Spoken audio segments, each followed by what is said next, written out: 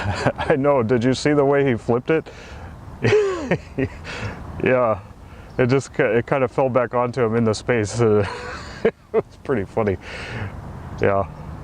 Yeah. So how you doing, Chris? How can I help you today? What are we doing today?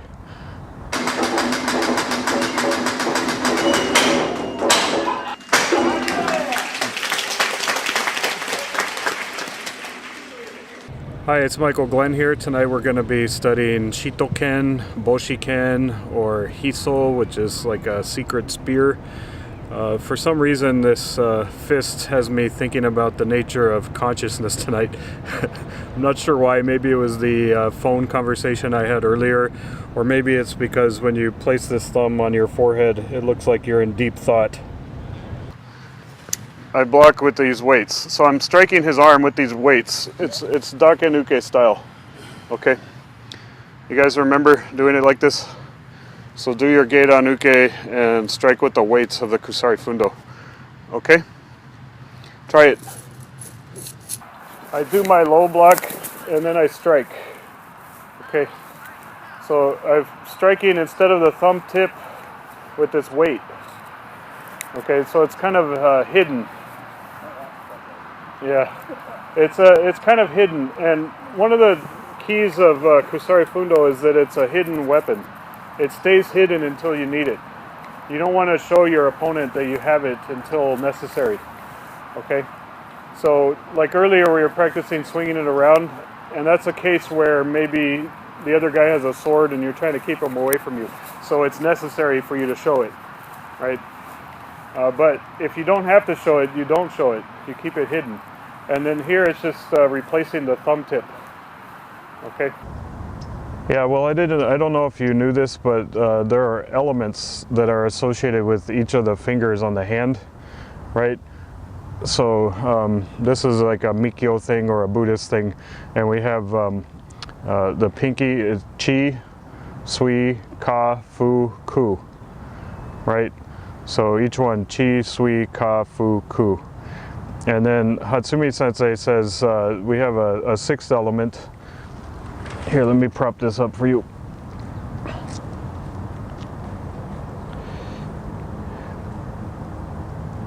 Yeah, Hatsumi Sensei says, can you see me? Yeah. Hatsumi Sensei, so we have chi, sui, ka, fu, ku, and Hatsumi Sensei says there's a sixth element called shiki. Shiki is consciousness. When you take these together, you have chi, sui, ka, fu, ku, and then the sixth element of shiki, and then you bind them all together, right? This is like mikkyo. I do my Geida Nuke, and I'm striking down with this hammer. Okay, Jesse doesn't like that. So down, it's down on the rib cage there. Okay, so this is hammering down. I have it in this grip that we've learned from Hatsumi Sensei. So you take the one weight in the palm like that, drop the chain down, and then the other weight comes out between the index finger. Okay, so that is being used as a hammer strike. No, the one in the index finger. So I hammer it in there, right, and then I'm gonna press with the Bujinkan. So it's two strikes. Hammering first, so you hammer down and then follow with your Bujinkan. Okay. Hatsumi Sensei says this is like Shiki wo shinobu, which is Shiki wo shinobu is like a way to kind of mask your consciousness or hide your consciousness or disappear. It's like a ninja thing. So it's like when you get to the sixth element of Shiki consciousness, you have to move beyond it. And Soke a few years back, he was talking about something called hijoushiki, which is like uncommon sense is one translation, but it's also moving beyond the traditional senses or your traditional rational mind. This is like it's like having a sixth sense. So for Shiki wo shinobu, you're getting rid of regular consciousness, but you're also getting rid of your unconscious, and you're moving beyond consciousness. Shiki wo shinobu, yep, or hijoushiki. So all of this is related to the rokudai of mikkyo. And you know, when you get to the rokudai of mikkyo, you know, we have chi, sui, ka, fu, ku, chi, sui, ka, fu, ku, and shiki. I receive here, this strikes down. This weight strikes down, and then I'm going to Boshiken. One more time. So down, Boshiken. So this is hammering, this weight hammering down, and then I Boshiken. Okay?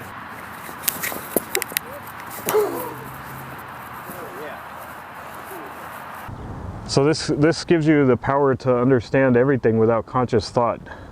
Okay, so you're not using your rational mind to understand things. It's like a sixth sense. You're not simply responding to things that have already happened. It's almost like you're sensing what's about to happen, and then you're able to handle it naturally. Yeah, I know it goes deep, huh? Yeah, I mean, a lot of people don't know these things. These are related to esoteric Buddhism and mikkyo, and it's a deep part of our training that a lot of people aren't aware of. I'm doing the opening part carefully because it's dangerous, right? When that weight swings around, it could hit somebody in the head, so I'm trying to be careful with it. In reality, you might not be so careful because you don't care that it hits them in the head, right?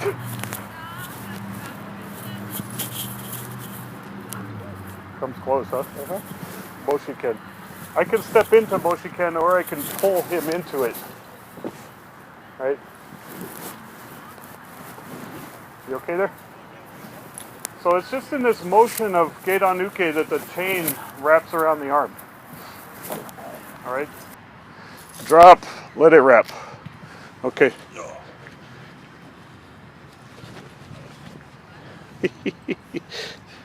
One of the things to remember about this is it's not just the capture of the arm, it's the capture of their attention.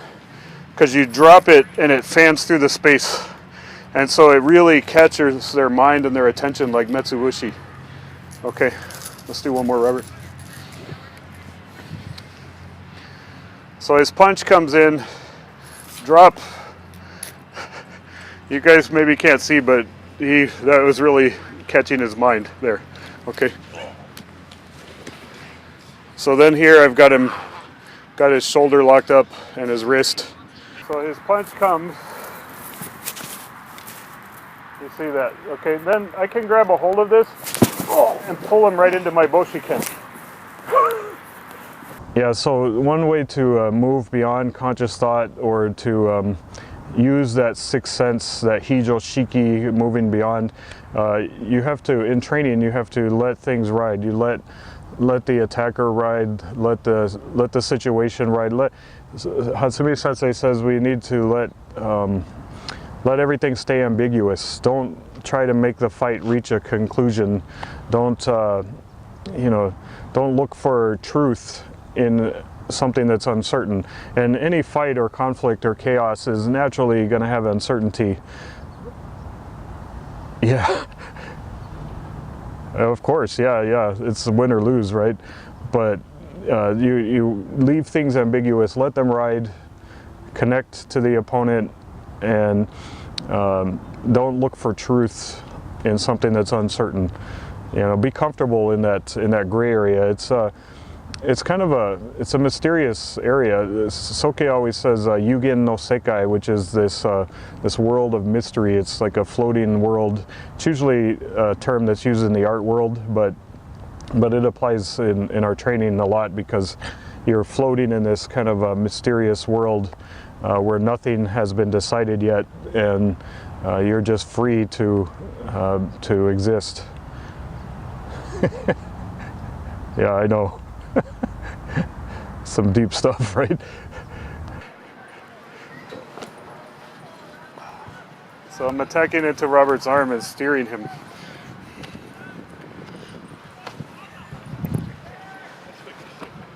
So you could even grab a hold. After this Boshiken strike, you can grab a hold and throw the guy right.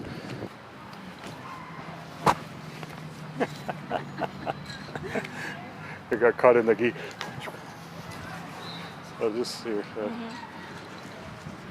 when you're changing the direction of this Boshiken, you want to have this idea like it's tracing a path through the air. So like you're following the contours of the person's body, right? And so as he's coming with his 2 punches here, okay, and let me show you how I'm getting that or targeting that.